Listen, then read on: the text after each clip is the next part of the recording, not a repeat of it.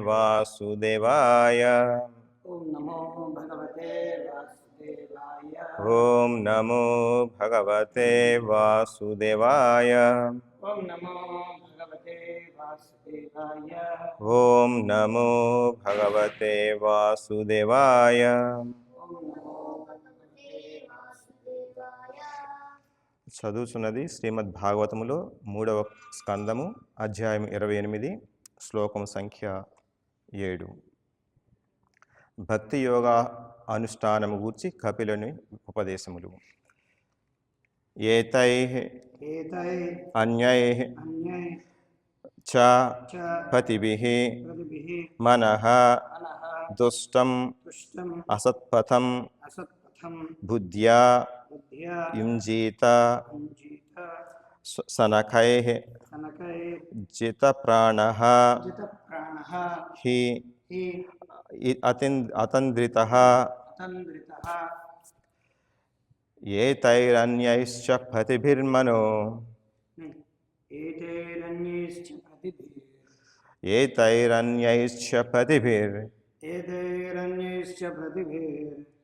మనో దుష్టమసత్పథం బుద్ధ్యా యుంజీత సనకైః జితప్రాణో హయతంద్రితః ఏతైరన్యైశ్చ పతిభిర్ మనో దుష్టం అసత్పథం బుద్ధ్యా యుంజీత సనకైః జితప్రాణో హ్యతంద్రితః ఏతైరన్యైశ్చ పతిభిర్ మనో దుష్టం సత్పథం బుద్ధ్యా యుంజీత సనకైః జితప్రాణో హ్యతంద్రితః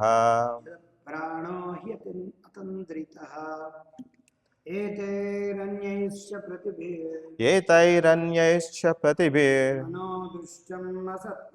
మనో దుష్టం అసత్పథం బుద్ధ్యా యుంజీత సనకైః జితప్రాణో హ్యతంద్రితః.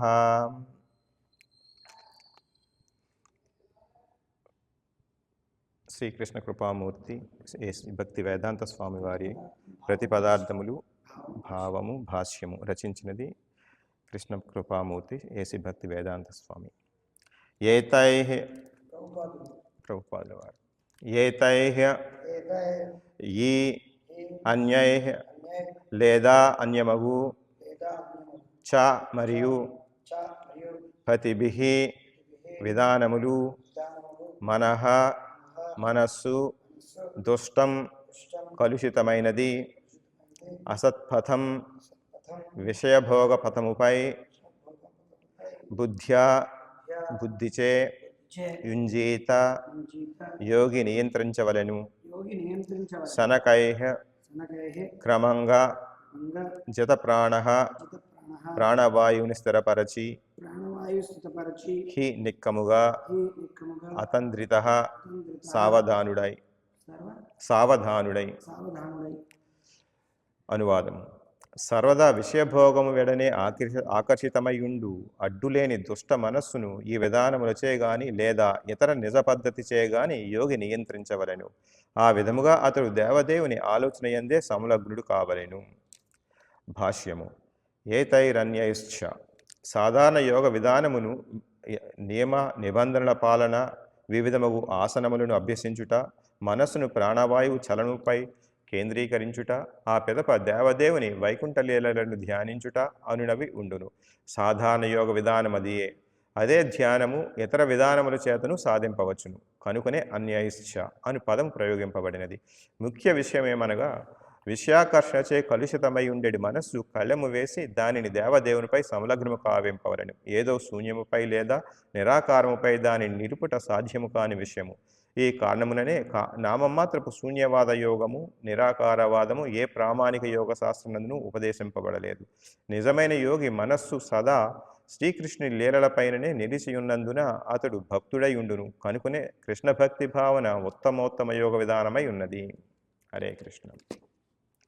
నమో విష్ణుపాదాయ కృష్ణ ప్రేష్టాయ భూత శ్రీమతి భక్తి వికాస స్వామినితి నామిని నమో విష్ణుపాదాయ కృష్ణ ప్రేష్టాయ భూత శ్రీమతి భక్తి వేదాంత స్వామినితినే నామిని నమస్తే సారస్వతే దేవే గౌరవాణి ప్రచారిణి నిర్విశేష శూన్యవాది పాశ్చాత్య దేశతారిణి. జై శ్రీకృష్ణ చైతన్య ప్రభు నిత్యానంద శ్రీ అద్వైత గదాధర శ్రీవసాది గౌర భక్తి శ్రీమద్ భాగవతం కీ జై.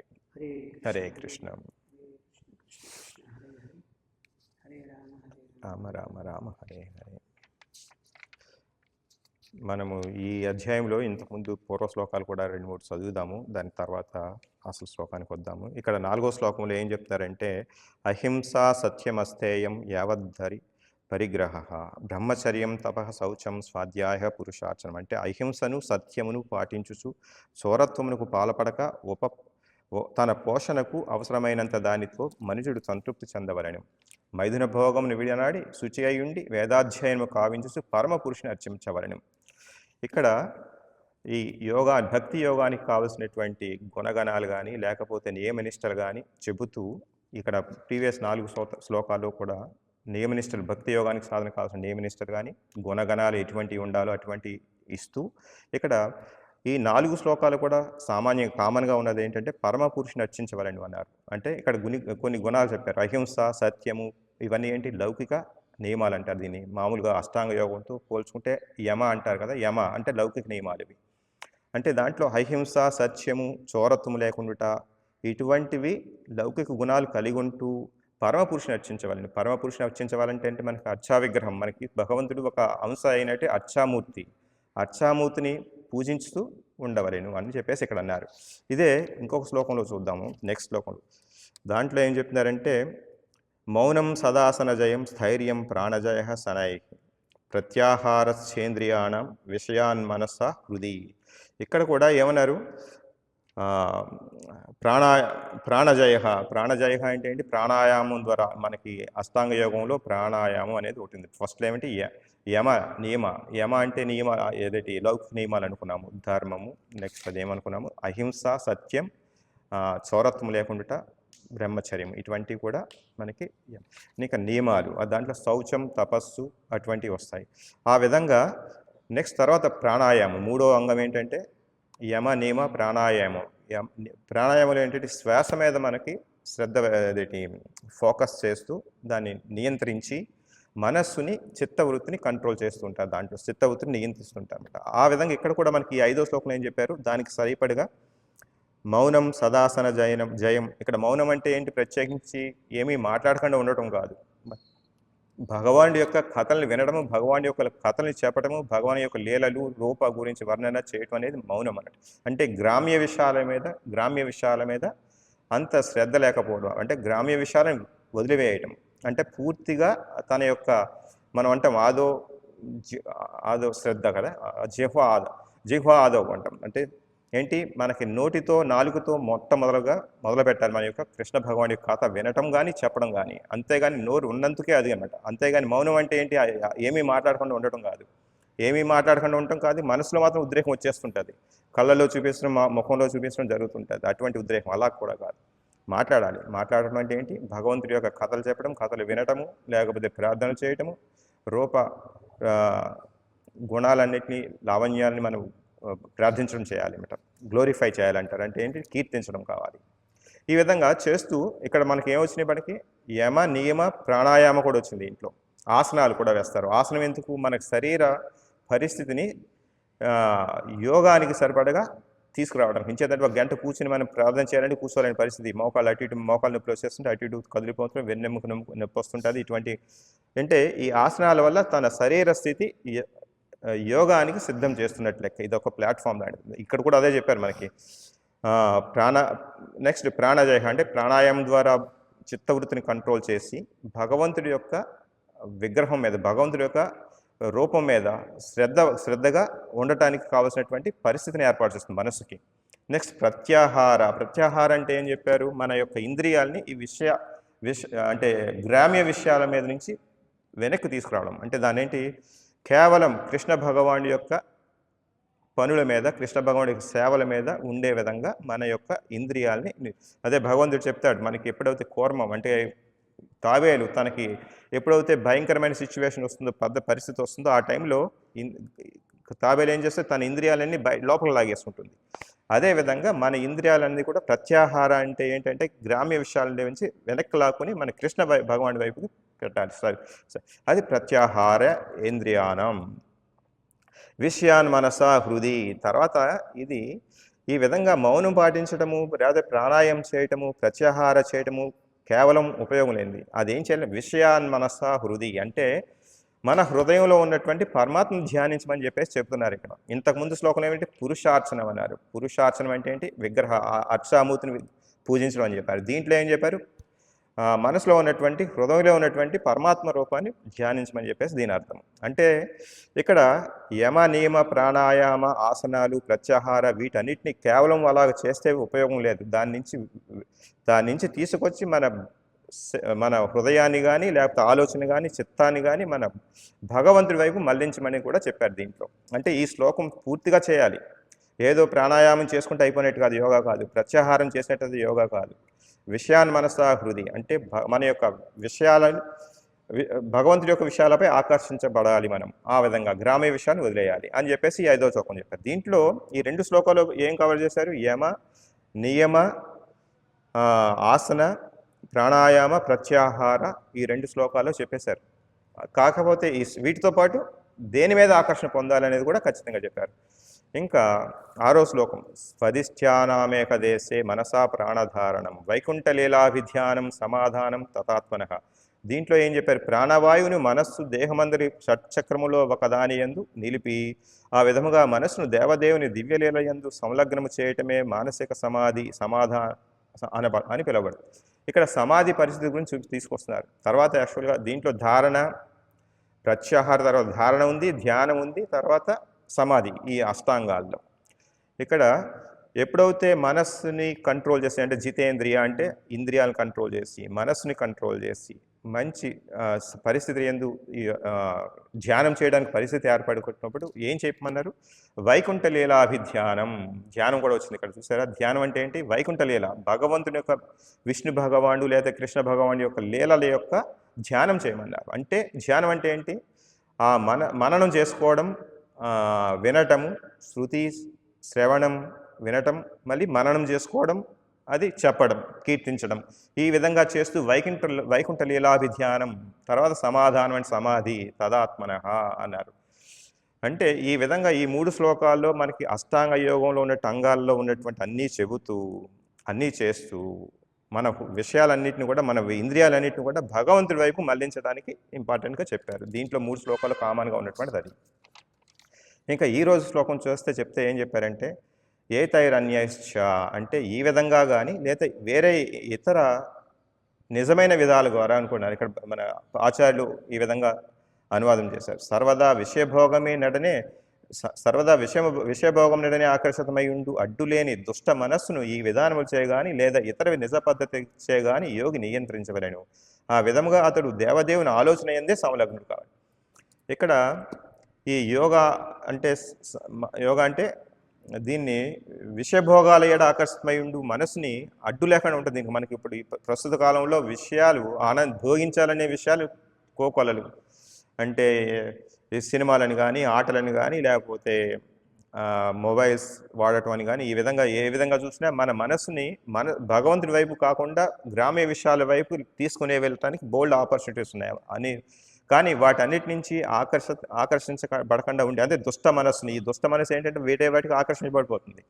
ఆ మనస్సుని మనం కంట్రోల్ చేయగలిగినప్పుడు ఈ విధంగా అంటే ఈ పరిస్థితి తీసుకురావడానికి అష్టాంగ యోగం ఒక విధానం ఉంది, ఇంకా లేకపోతే భక్తి యోగం ఉంది. భక్తి యోగం గురించి చెప్తారన్నమాట. చెబుతూ సాధారణ యోగ విధానం నియమ నిబంధనల పాలన వివిధముగు ఆసనములు అభ్యసించుట, మనసును ప్రాణవాయువు చలనముపై కేంద్రీకరించుట, ఆ పెదప దేవదేవుని వైకుంఠ లీలను ధ్యానించుట అనునవి ఉండును. సాధారణ యోగ విధానం అదే ధ్యానమును ఇతర విధానము చేతను సాధింపవచ్చును. ఇక్కడ ఆచార్యం చెప్తున్నారంటే భగవంతుడు కూడా చెప్పారు ఇతర యోగ విధానాల ద్వారా కూడా సాధింపవచ్చు అని చెప్పారు. ముఖ్య విషయం ఏమనగా విషయాకర్షణకు కలుషితమై ఉండేది మనస్సునుకు కళ్ళెము వేసి దానిని దేవదేవునిపై సంలగ్నము కావింపవలెను. చూడండి, ఇక్కడ ఈ విధంగా ఒక మనస్సుని కళ్ళెము వేసి దేవదేవుని ఏకాగ్రతతో ఉండాలంటే ఏం చేయాలి? ఒక సాధన కావాలి, ఒక రకమైన విధానం కావాలి. మనకు అదే కృష్ణ కాన్షియస్లో మనం ఇస్కాన్లో ఒక విధానం ఉంది. ప్రొద్దుటే 4:30కు ముందరే లేసి రెడీ అయ్యి 4:30కు వచ్చి భగవంతుడి ముందు మంగళహారతికి ముందు హాజరవ్వాలి. అంటే ఒక నియమ నిష్టలు అక్కడ ఏర్పాటు చేసేసారు. నియమం అనేది ఒక క్లియర్గా మనకు అలవాటు చేస్తున్నారు ఈ యొక్క కాన్షియస్నెస్లో. అంటే ఈ యొక్క విధానంలో వాడికి యమ నియమాలు కలిసి వచ్చేస్తాయి. మన కృష్ణ కాన్షియస్లో ఉన్నటువంటి పద్ధతి ద్వారా ఆచార్యుడు ఏ విధంగా డిజైన్ చేసేదంటే ఇది పద్ధతి. ఈ యమ నియమాలతో పాటు శరీర సౌష్ఠవం, శరీర యొక్క ఆరోగ్య పరిస్థితికి కుదురుపడే విధంగా డిజైన్ చేశారు దీన్ని. ఎలా చేశారంటే 4:30కి ముందే లేచి స్నానాలు చేసి వచ్చి హారతి తర్వాత సంకీర్తన చేసి భాగవతం క్లాస్ విని తర్వాత ఓన్లీ భగవంతుడిగా నైవేద్యం పెట్టినటువంటి ప్రసాదం తినడం వల్ల ఆరోగ్యంగా ఏర్పడటం, వాడికి ఆసనాలు కూర్చుని 1 గంట సేపు కూర్చుని చదువుకోవడానికి కావాల్సిన పరిస్థితి రావడానికి శరీరం అంటే వెన్నెముక నొప్పి వచ్చేసిన చాలామంది కూర్చోలేరు. ఇటువంటి పరిస్థితిని తగ్గించడానికి మన కృష్ణ కాన్షియస్లో ఉన్నటువంటి ఈ యొక్క కల్చర్ వల్ల ఆటోమేటిక్గా యమ నియమాలు ఆటోమేటిక్గా ఇన్బిల్ట్ అనమాట, బిల్ట్ అయిపోయి వచ్చింది ఇన్బిల్ట్ దాంట్లో. ఈ విధంగా ప్రాక్టీస్ చేస్తూ భగవంతుడి వైపుకు ఏకాగ్రత కుదిరే విధంగా చేయాలి. అలాగే మనం చూసినట్టయితే మన యొక్క ఆచార్యులు శిలా ప్రభుపాలు వారు కానీ లేకపోతే భక్తి వినోద గోస్వామి కానీ గోస్వాములు అంటామంటే వాళ్ళు ఇంద్రియాలు జయించిన వారు. జితేంద్రియ అంటే వారందరూ కూడా గోస్వాములు అంటే.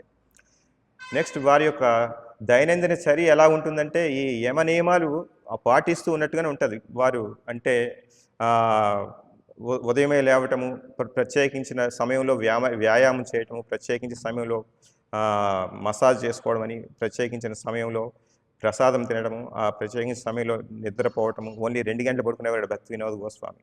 తర్వాత ఆచార్యులు కూడా మన శిలా ప్రభువాల వారు కూడా అర్ధరాత్రి కాడ 12 తర్వాత లేచి మన బుక్స్ ట్రాన్స్లేట్ చేసేవారు. ఈ విధంగా చూస్తుంటే యమ నియమాలు ఆటోమేటిక్గా వీరు పాటించేవారు అన్నమాట. ఎప్పుడు కూడా పాటిస్తూ భగవంతుడి సేవ, అర్చా విగ్రహం మనకి ఇచ్చారు, నైవేద్యం పెట్టడం అని, లేకపోతే భగవంతుడికి అలంకరణ చేయటము, భగవంతుడికి నిద్రపుచ్చడము, భగవంతుని నిద్ర లేపటము, భగవంతుడికి స్నానం అభిషేకం చేయటము, ఇవన్నీ విధానాలు పురుషార్చనం వచ్చేసింది మనకి. ఈ కృష్ణ కాన్షియస్లో పురుషార్చనము బిల్టిన్ అయిపోయింది. ఈ విధంగా తర్వాత ఇంకా ప్రత్యాహార అంటే ప్రత్యేకించి నోరుని కంట్రోల్ చేసుకోవడం, నాలుకను కంట్రోల్ చేసుకోవడం చాలా కష్టం. కానీ మనము భగవంతుడికి నైవేద్యం పెట్టినటువంటిది మాత్రమే తింటారు ఇక్కడ భక్తులు. దాని అర్థం అంటే ఏంటి? వారు ఒక జితేంద్రియ లెక్కే కదా, వాళ్ళు ప్రత్యాహార వారు నాలుకని కంట్రోల్ చేసుకున్నట్టే లెక్క. అంటే బయటికి వెళ్తే చాలా హోటల్స్ కానీ చాలా రకరకాలైనటువంటి వస్తువులు అంగడిలో దొరుకుతుంటాయి. వాటిని అంటే అలా కొనుక్కుని తినేస్తుంటారు. అలా కొనుక్కుని తినకంటే నైవేద్యం పెట్టింది మాత్రమే తింటాము, నైవేద్యం పెట్టడానికి కూడా ఒక విధానం ఉంది అని చెప్పేసి అనేటప్పటికి వారికి ఏమైంది? ప్రత్యాహార, వాళ్ళ యొక్క ఇంద్రియాలను కంట్రోల్ చేసుకోవడం వచ్చేసింది ఆటోమేటిక్. ఈ విధంగా ఇక్కడ దీంట్లో చెప్పిన బుద్ధ్యా యుంజీత అంటే తెలివితేటలతో, బుద్ధి అంటే బుద్ధిమైంతుడు, యుంజీత అంటే అర్థం ఏంటి?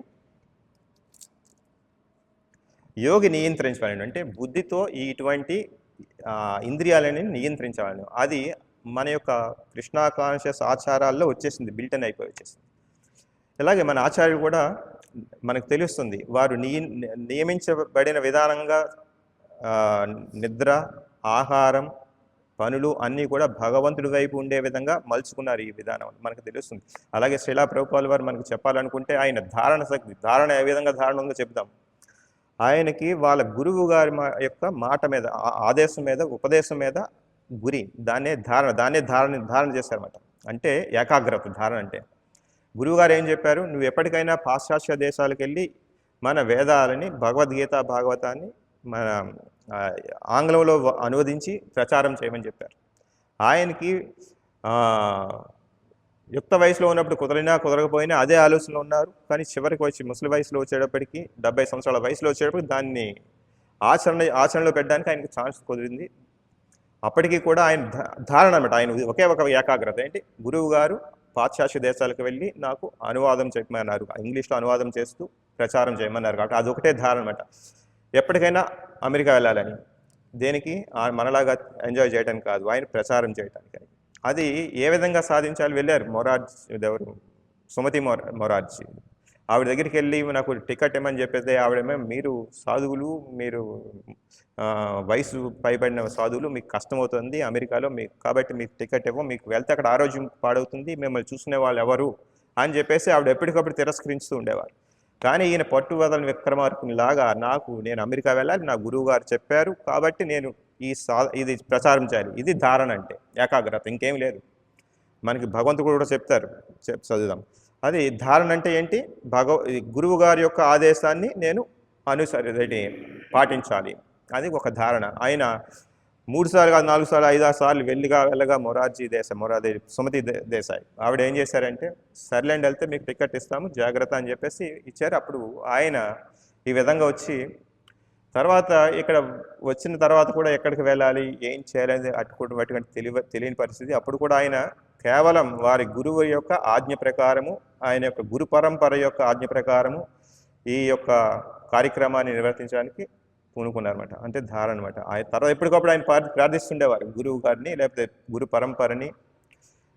నేను గురువు గారి ఆజ్ఞ పాటించాలని ఇలాగ వచ్చాను, తర్వాత మీరే నడిపించండి, నన్ను ఏ విధంగా నడిపిస్తారనేది ఆయన ఎప్పటికప్పుడు కోరుకునేవారు. ఆ విధంగా జరిగిందనమాట. మనం చూస్తున్నాం కదా, అంటే మన ఆచార్యులో ఉన్నటువంటి ధారణ అనేది వచ్చేసింది ఆల్మట్టి. దీన్ని ప్రత్యేకించి చేయాల్సిన అవసరం ఏం లేదు.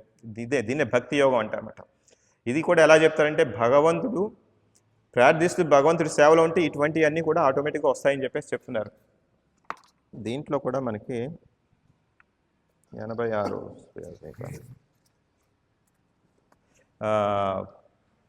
కృష్ణ భగవానుడు చెప్తారు దేంట్లో, భగవద్గీతలో 12వ అధ్యాయం 5వ శ్లోకం, క్లేశోధిక తరస్తేషాం అవ్యక్త సక్త చేతసాం అవ్యక్తా హి గతిర్దుఃఖం దేవావద్భివ దేహవద.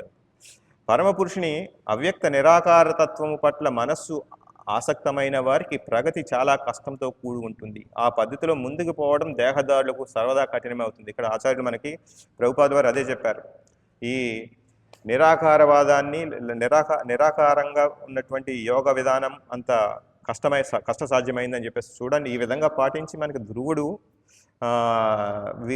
కూడా మనకి అష్టాంగ యోగ విధానం ద్వారానే సాధించారు. కానీ అటువంటి పరిస్థితి మనకి ఇప్పుడు లేదు. ఆ విధంగా చేయడం చాలా కష్టసాధ్యమని చెప్పేసి చెప్తున్నారు. భగవంతుడు కూడా చెప్పారు, ఇక్కడ ఆచార్యులు కూడా చెప్తున్నారు.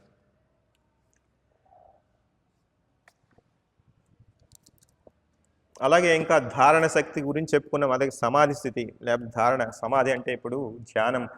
ధారణ అంటే చూడండి, ఒకసారి ఏమైందంటే, గురుదాస్ అనే చెప్పేసి ఒక భక్తుడు మన శిలా ప్రభుపాల్ వారిని ఢిల్లీ ఎయిర్పోర్ట్ నుంచి తీసుకొస్తున్నారన్నమాట. కారులో తీసుకొస్తున్నారు. అప్పుడు ఆయన డ్రైవింగ్ చేస్తున్నారు, శిలా ప్రభుపాల్ బ్యాక్ సీట్లో కూర్చున్నారు.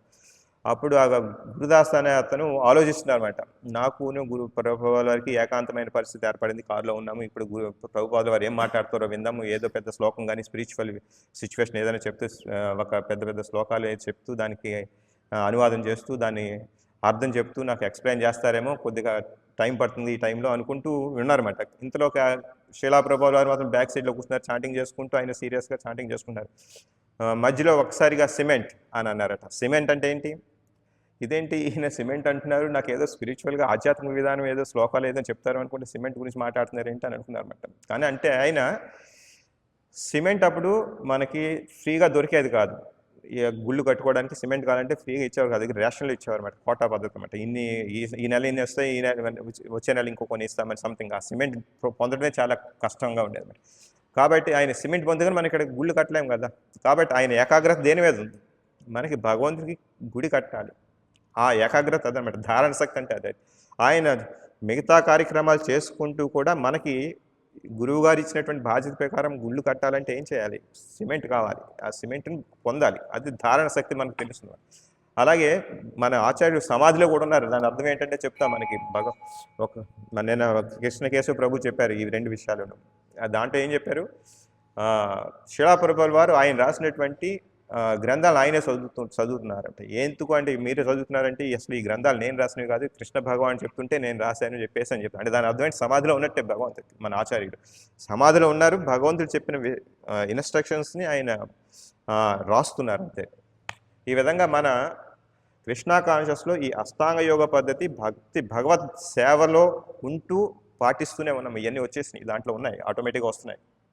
అంతేగాని కేవలము ఫస్ట్ ఆసనాలు చేద్దాము, తర్వాత ప్రాణాయామ చేద్దాము, శరీర సౌష్ఠవం పొందుదాము అనుకుంటూ చేస్తూ పోతుంటే భక్తిని వదిలేస్తే అది దేనికి సవాలంకరంగా తయారవుతుంది కాబట్టి, కానీ అసలైన ఉపయోగం దానివల్ల పొందరు అని చెప్పేసి చెప్తున్నారు దీంట్లో.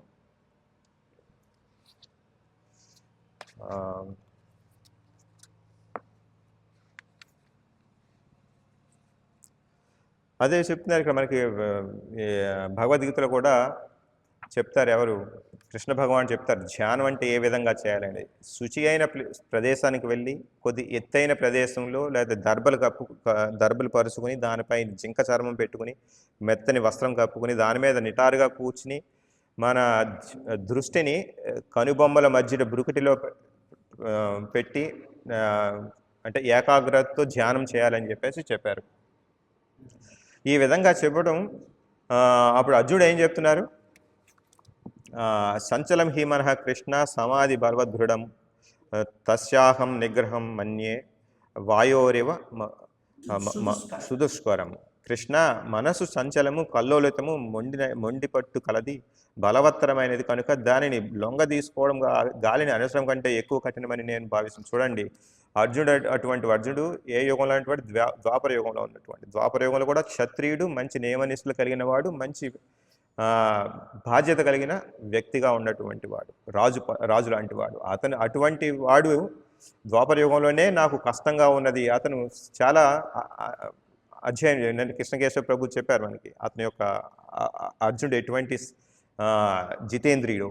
మనకు అతను స్వర్గలోకానికి వెళ్ళినప్పుడు ఎవరు తిలోతో ఓర్వశి పొందు కావాలని కోరుకుంటే కాదు, నువ్వు నా తల్లితో సమానం అవుతావని చెప్పేసి తిరస్కరిస్తారు.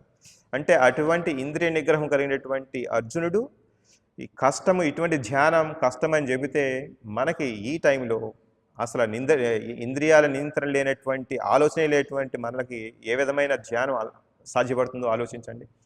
అటువంటప్పుడు ఇదే ప్రశ్న అడుగుతారన్నమాట, నేను గాలినైనా కంట్రోల్ చేయగలుగుతాను కానీ నియంత్రించగలుగుతాను కానీ నేను నా మనసు నియంత్రించిన పరిస్థితిలో ఉన్నానని చెప్పేసి అర్జునుడు భగవంతుడు చెప్తే భగవంతుడు ఏం చెప్పారు,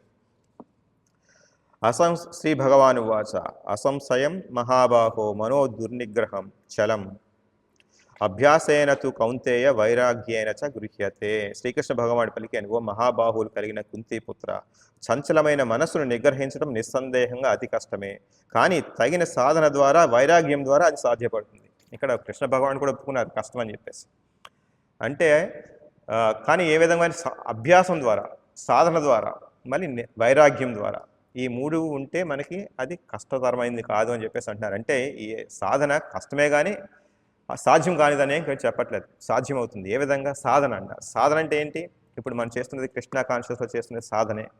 ఏంటి? మన ఇంద్రియాలను కంట్రోల్ చేస్తాం. కావాలంటే ఇప్పుడు ఎవరు క్రికెట్ ఆడుతున్న క్రికెట్ మ్యాచ్ ఉంటే వెళ్ళిపోవచ్చు, సినిమా హౌస్ రిలీజ్ అవుతే వెళ్ళిపోవచ్చు. వెళ్ళకుండా మనకు మంగళహారతి ఎందుకు వస్తున్నారు, ఎందుకు భాగవతం క్లాస్కి వస్తున్నారు అంటే వారు ఇంద్రియాలు నిగ్రహించుకున్నారు. అంటే గ్రామీయ విషయాల మీద వాళ్ళకి ఆసక్తి లేదు, కృష్ణ సేవ మీదే ఆసక్తి ఉంది. అటువంటి వారి దీన్ని బట్టి మనకి అర్థమవుతుందంటే ఇంద్రియ నిగ్రహం ఏర్పడినట్టే కదా. మన కల్చర్లో అది అంటే అంతర్గతంగా వచ్చేస్తుంది అది. అందుకనే వైరాగ్యం, దీంట్లో మనకి జితేంద్రియ ఉంది, వైరాగ్యం ఉంది, అభ్యాసం చేస్తున్నాం. చిన్నప్పటి నుంచి మనం చూస్తున్నాం కదా, మన రోహిణి తనయుడు ఎలా 7 సంవత్సరాల వయసు, అతను చూస్తే ఇప్పుడు దీంట్లో మనకి టెంపుల్లో చేయాల్సిన సర్వీస్నే చేయగలడు. 7 సంవత్సరాల వయసు. అక్కడ ధ్రువుడిని చూసుకుంటే 5 సంవత్సరాల వయసు. అంటే మన కృష్ణ కాన్షియస్లో ఎటువంటి వారిని తయారు చేస్తున్నది అర్థం చేసుకోవాలి. మన ఆచార్యులు ఇచ్చినటువంటి పద్ధతి, ఈ ఆచార వ్యవహారాలు మనము కొద్దిగా శ్రద్ధగా మనసు పట్టించుకొని శ్రద్ధతో పాటిస్తే మనం మహర్షులను చూడవచ్చు మన కృష్ణ కాన్షియస్లో, భక్తులు. అదే ఇది మనకి వైరాగ్యం లేకపోతే ఇప్పుడు 7 సంవత్సరాల పిల్లవాడిని ఈ గురుకులంలో వేసి లేకపోతే టెంపుల్ ఉంచుతారు వాళ్ళు. లేకపోతే మా అబ్బాయి ఫ్యూచర్ డాక్టర్ అవ్వాలనో, లేకపోతే ఫ్యూచర్ ఇంజనీర్ అవ్వాలనో, లేకపోతే యాక్టర్ అవ్వాలి. కొంతమంది యాక్టర్ అవ్వాలనుకుంటారు, చాలామంది మా వాడు యాక్టింగ్ చేయాలి అనుకుంటారు. కొంతమంది ఏమో క్రికెట్ ప్లేయర్ అవ్వాలనుకుంటారు. ఇప్పటి నుంచి వాడు ఇప్పటి నుంచి స్విమ్మింగ్ పంపిస్తుంటారు. మన వాళ్ళకి టెంపుల్కి తీసుకురావడానికి టైం ఉండదు కానీ స్విమ్మింగ్కి తీసుకెళ్ళడానికి టైం ఉంటుంది పిల్లల్ని. ఈ విధంగా చూస్తే మనకి గ్రామ్య విషయాల మీద శ్రద్ధ పెరుగుతుంది కదా. అంటే ఇప్పుడు బయటకు వచ్చాయి కూడా యాడ్స్ కూడా అలాగే ఉంటాయి, పుస్తకాలు కానీ అంటే అవకాశాలు, బయట మనకి చూసే అవకాశాలన్నీ కూడా ఇటువంటి భగవంతుని దూరం చేసే అవకాశాలే కానీ భగవంతుని దగ్గర చేసే అవకాశాలు ఇటువంటి కొన్ని సంప్రదాయాలు ఇస్తున్నాయి తప్పించి మిగతా గవర్నమెంట్ వాటికి మనం కొద్దిగా అంతంత మాత్రమే.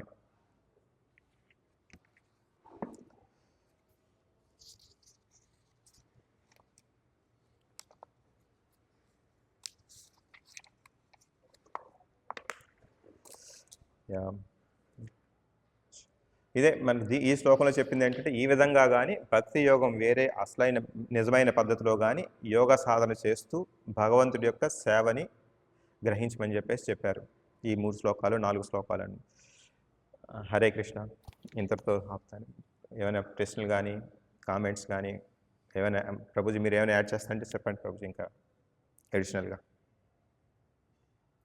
చెప్పండి ప్రభు.